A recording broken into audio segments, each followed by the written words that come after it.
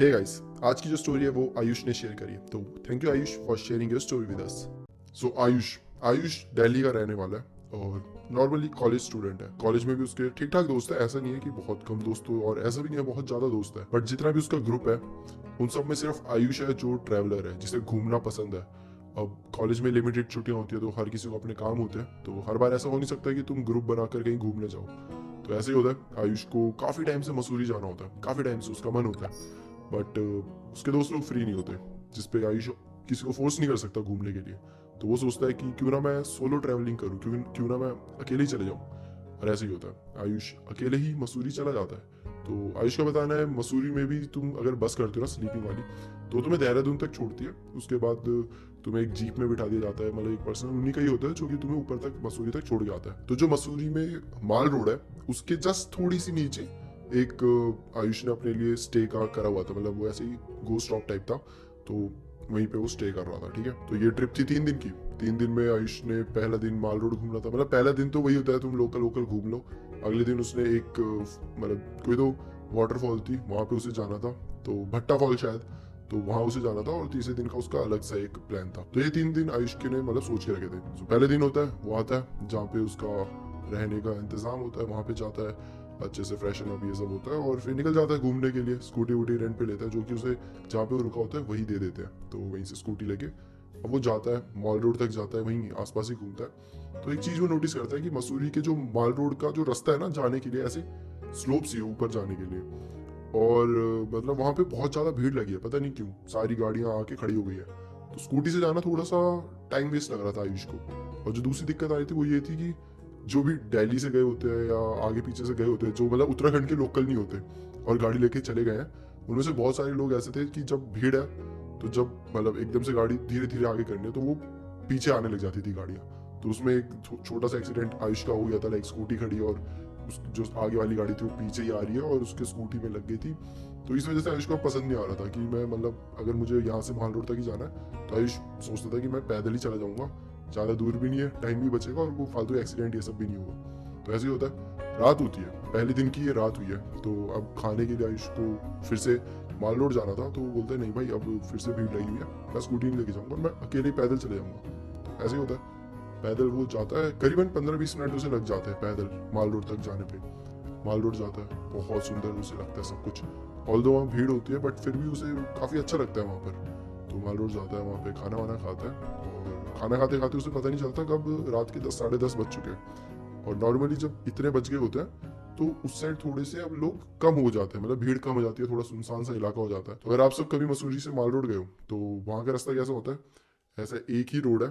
ठीक है, ऐसी दोनों साइड मतलब आने जाने की, ऐसे अलग अलग लेन नहीं है, एक ही रोड में आना जाना है। और पूरा आगे पीछे जंगल टाइप है। ऐसे बहुत सारे तुम्हें वो नहीं दिखेंगे वहाँ पे घर ये सब, हाँ माल रोड पे पहुंच जाओगे फिर दिखेंगे, बट वो जो एक रास्ता है जो ऊपर साइड जाता है वहां ज्यादा नहीं दिखेंगे। ठीक है, तो पूरा सुनसान टाइप ही है। तो ऐसे ही होता है, खाना वाना खा के अब आयुष वापिस अपने जहाँ पे उसने स्टे किया होता है होम स्टे, वहाँ पे जाने के लिए निकल जाता है। और तब उसे कोई ऑटो नहीं मिलता, कुछ नहीं मिलता, तो उसे पैदल ही जाना होता है। एक तो उसने खाना वाना भी खा लिया, तो अब वो धीरे धीरे जा रहा है और वो नोटिस करता है कि अब जो भीड़ थी सब कुछ था वो खत्म हो चुकी है, कोई भीड़ नहीं है और मतलब पूरा सुनसान हो चुका है काइंड ऑफ। तो ठीक है, अब आयुष धीरे धीरे अपने होम स्टे की तरफ जा रहा है कि तब उसे बीच में एक औरत मिलती है जो कि करीबन 30 से 40 के बीच में होगी। ठीक है, और इतने सुनसान इलाके में उन्होंने जो उनका पूरा मतलब हुलिया है वो ऐसे लग रहा था उन्हें देख के कि वो लोकल है वहाँ पे। उन्होंने अपने सर पे ऐसे दुपट्टा बांधा हुआ है और बहुत सारी ना लकड़ियां ऐसे रखी हुई हैं सर पे। तो अब आयुष जा रहा है और उन्हें देख रहे हैं कि ये आंटी जी इतनी रात को कहाँ जा रही है। बट ठीक है, अब अपने काम से काम रखते हुए आयुष जाता है। तो वो अभी थोड़ा सा आगे जाता है तो वो देखता है कि जो लकड़ियां आंटी जी ने ऐसे रखी हुई है वो गिर जाती है, वो ऐसे बिखर गई है रास्ते में। तो आयुष देखता है कि अरे ये क्या हुआ। तो भागते हुए जाता है आंटी के पास और आंटी बोलता है आंटी जी मैं आपकी हेल्प कर दूँ। इस पर आंटी जी बोलती है नहीं नहीं बेटा ठीक है कोई बात नहीं। तो बोलते नहीं नहीं कोई बात नहीं, और वो सारी लकड़ियाँ उठाता है आंटी जी की और बोलता है आंटी जी आप कहाँ जा रही हो। आंटी जी बताती है कि मैं नीचे की साइड जा रही हूँ। तो आयुष बताता है कि ऐसा है तो मैं भी नीचे की साइड जा रहा हूँ, एक काम करते हैं साथ ही चलते हैं और मैं आपकी लकड़ियाँ पकड़ लेता हूँ, आप कहीं फालतू में इतनी भारी लकड़ियाँ पकड़ रहे हो, कोई नहीं मैं आपकी हेल्प कर दूंगा। तो जिस पर आंटी जी उसे मना करती है कि नहीं नहीं इट्स ओके। बट आयुष मानता नहीं है और बोलता है कि कोई नहीं आप चलिए चलिए, और दोनों साथ नीचे की साइड चलने लगते हैं। धीरे धीरे चलते हैं तो वो पूछती है कि तुम कहाँ से आए हो और तुम अकेले हो, दोस्तों के साथ हो, ये सब पूछती है। तो आयुष जिस पे बताता है कि हाँ जी आंटी जी, मैं अकेले ही आया हूँ और बस 3-4 दिन के लिए यहाँ पर हूँ, उसके बाद मैं चले जाऊँगा, मैं दिल्ली से हूँ। तो आंटी जी बोलते हैं अरे बहुत अच्छी बात है। तो आयुष पूछता है कि आंटी जी आप कहाँ से हो? तो आंटी जी बताती है मैं तो बस यही नीचे, थोड़ी सी नीचे मेरा घर है, और मैं तो यहाँ बस ऐसे ही थोड़ा काम से आई थी, वही गाँव वाली बातें तुम्हें तो पता ही है ना, हम गाय चराते हैं, फिर उसके बाद लकड़ी हमें चाहिए होती है वो सब, तो वही करने के लिए मैं आई थी। तो आयुष बोलता है बट इतनी रात को? तो आंटी जी बोलती है कि क्या करे बेटा, मेरा काम तो रात को ही होता है और दिन के टाइम अलग अलग काम होते हैं, तो रात को ही करना पड़ता है। आयुष बोलता है ठीक है, बस धीरे धीरे चल रहा है। तो आंटी जी आयुष से पूछते हैं कि तुम्हारी उम्र क्या है? आयुष बताता है कि मेरी उम्र 20 साल है। और आपकी? जिस पर आंटी जी बोलते हैं मेरी 140 साल। और आयुष उस पर हंसने लग जाता है कि क्या आंटी जी मजाक कर रहे हो आप भी, क्योंकि क्लियर दिख रहा था कि 30-40 साल की आंटी जी, और 140 कैसे ही हो सकता है। तो आंटी जी भी हंसती है और आंटी जी उसे बताती है कि यहाँ पे बहुत सारे मेरे को मिलते हैं टूरिस्ट, पर तुम पहले हो जिसने मेरी हेल्प करी है, मतलब ऐसे कोई हेल्प करता नहीं है। तो ऐसे ही करते करते 20 मिनट हो जाते हैं और आयुष का जहाँ स्टॉप होता है आयुष वहाँ तक पहुँच जाता है। तो अब आयुष बोलता है कि आंटी जी एक्चुअली मुझे यहाँ पे ही जाना है, बट आप चाहो तो मैं आपको नीचे तक जाके छोड़ सकता हूँ, मैं फिर वापस आ जाऊँगा, ऐसा कोई दिक्कत नहीं है। आंटी जी बोलती है नहीं बेटा, तुमने जितना करा बहुत करा, और थैंक यू सो मच, मतलब ऐसे ही धन्यवाद बोलती है और बोलती है कि लाओ मैं रख लेती हूँ सब। तो अब आयुष ऐसे नीचे रखता है, वो जो लकड़ियाँ उसने ऐसे उठाई होती है वो ऐसे ज़मीन पे रखता है। जैसे वो ज़मीन पे रखता है और आयुष की एकदम से नज़र जाती है आंटी के पैरों की तरफ, और वो देखता है कि जो आंटी के पैर होते हैं वो उल्टे होते हैं, मतलब दूसरी साइड अपोजिट डायरेक्शन में होते हैं। वो देख के आयुष एकदम से बहुत शॉक्ड, बहुत ज़्यादा डर जाता है। मतलब जिनके साथ वो अभी चल रहा था, जिनके साथ वो ऊपर से नीचे तक आया है चल कर, उस औरत के पैर उल्टे हैं। और आयुष को भी पता होता है कि उल्टे पैरों का मतलब क्या होता है। तो वो बहुत डर जाता है और वो ऐसे उठता है और आंटी की तरफ देखता है। आंटी जी बोलती है कि बेटा धन्यवाद मेरी मदद करने के लिए, और मैं यहाँ से चले जाऊँगी, तुम चले जाओ। आयुष बिना कुछ बोले ऐसे मुंडी हिलाता है और सीधा भागते हुए अपने घर पे। जैसे वो घर पे पहुंचता है, घर पे इन द सेंस जो होटल होता है जहाँ पे स्टे कर रहा होता है, वहाँ पहुंचता है। वहाँ पहुंचते सबसे पहले रिसेप्शनिस्ट के पास जाता है, जो रिसेप्शन में बैठे होते हैं 2-4, जिनका होटल होता है वही, और उन्हें ये सब चीज़ें बताता है कि यहाँ पे कुछ ऐसा है क्या, जिसपे वो चारों ऐसे एक दूसरे का मुंह देखते हैं और बोलते नहीं ऐसा तो हमने आज तक सुना भी नहीं है कभी। और दूसरा जो होता है वो बोलता है बेटा बट ये गाँव है और कुछ भी हो सकता है, मतलब ऐसा हम नहीं बोलते कि तुम झूठ बोल रहे हो, बट हमने आज तक ऐसी चीज़ें नहीं देखी, हमारे साथ ऐसा कोई एनकाउंटर नहीं हुआ। आयुष बहुत ज़्यादा डर गया है। आयुष ऊपर जाता है और अब वो अकेला अपने रूम में है और उसके दिमाग में यही सब चल रहा है कि आंटी वो कौन थी, क्या था वो, क्या सब, और ऐसे सोच सोच के उसे एक तो डर लग रहा है, रात का टाइम अकेले रूम में, अकेली मतलब ऐसी जगह पे जहाँ पे वो पहली बार आया और उसे डर लग रहा है। तो बस यही अपने जो दिमाग में उसका सब चल रहा होता है उन सबको मतलब ना सोचने के लिए वो क्या करते हैं, बालकनी के बाहर चले जाता है और सोचता है कि ठीक है अब थोड़ी देर नींद, अच्छी हवा चल रही है, कुछ तो मैं यही टाइम स्पेंड करता हूँ। और वहीं बैठ गया है और ऐसे देख रहा है आगे पीछे। तब उसकी नज़र ऐसे पड़ती है रोड की तरफ, उसी रोड की तरफ जहाँ से वो माल रोड के लिए ऊपर जाता है। और उस रोड पे, उसी जगह पर जहाँ पे आयुष भाग के आया था, जहाँ पे वो आखिरी बार आंटी से मिला था, वो जो औरत होती है वो वहीं खड़ी हुई थी अभी भी। लिटरली इस बात को 3 या 4 घंटे हो चुके हैं, बट वो औरत वहीं खड़ी है सेम, वो लकड़ियाँ उठाकर, और वो आयुष को देख रही है और वो थोड़ी सी स्माइल दे रही है जो कि बहुत क्रीपी टाइप सी स्माइल थी। आयुष के होश उड़ जाते हैं। आयुष मतलब पसीना पसीना हो चुका है, उसे समझ नहीं आ रहा क्या करे, क्योंकि क्योंकि वो औरत उसे क्लियर देख रही है और इस टाइम रात के करीबन 3:30-4 कुछ ऐसे बज चुके हैं। पर आयुष वहां से भाग जाता है, वो सीधा अपने रूम के अंदर आ जाता है और जोर जोर से हनुमान चालीसा पढ़ने लग जाता है। उसको नहीं समझ आ रहा है कि वो क्या करे इस टाइम पे। वो अपने दोस्तों को कॉल मिलाने की कोशिश करता है कि ठीक है बात करे, थोड़ा माइंड डाइवर्ट करे, बट इस टाइम पे कोई भी दोस्त उसकी कॉल नहीं उठाते क्योंकि सब सो गए थे। तो बस वो हनुमान चालीसा पढ़ रहा है और ऐसे ऐसे करके थोड़ी देर में सुबह हो जाती है, मतलब 5 बजे ठीक है सुबह हो गई। अब उसके दिमाग से थोड़ी सी जो डर था वो चला गया और वो फिर जाके बाकी जो उसके वहीं पे ही आगे पीछे, मतलब दोस्त तो नहीं बोलोगे बट ऐसे जिनसे थोड़ी बहुत बात हो गई थी हाई हेलो टाइप, उन्हें बताता है ये सब हुआ।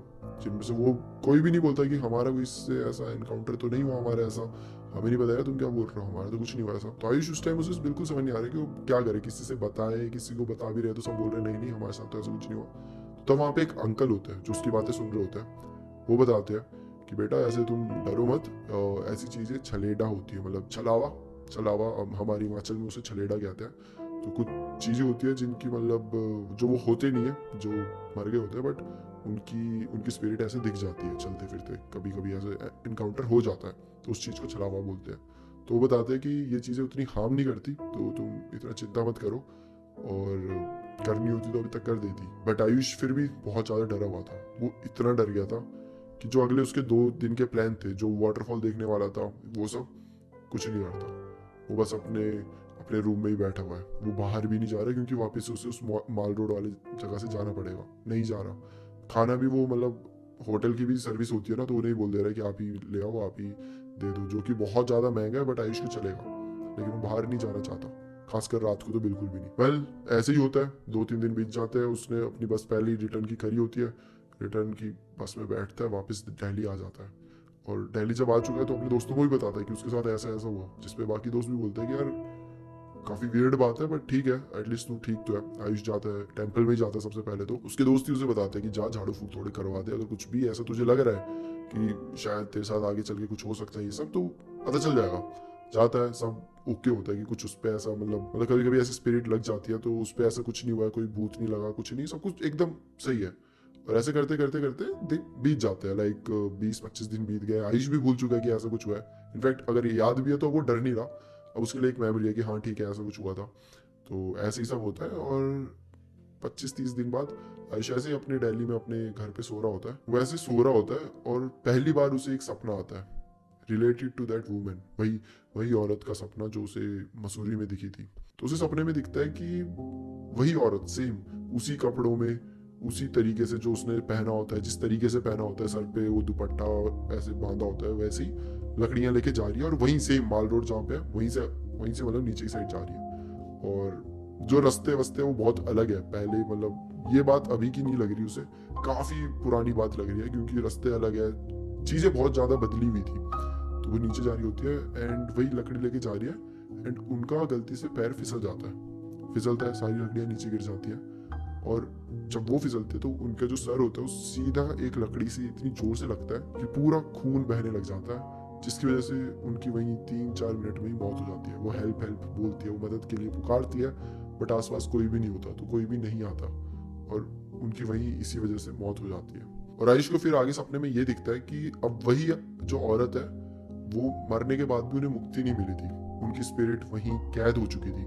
तो वो ऐसे ही होता था, वो मतलब वापस वहीं आया करती थी, सेम लकड़ियां लेके, सेम लकड़ियां उनकी गिर जाती थी और वो भी गिर जाती थी। लाइक सेम वही चीज रिपीट हो रही है, बट अब वो क्या बोलते हैं, अपनी लकड़ियां उठाती थी और फिर नीचे की साइड चली जाती थी।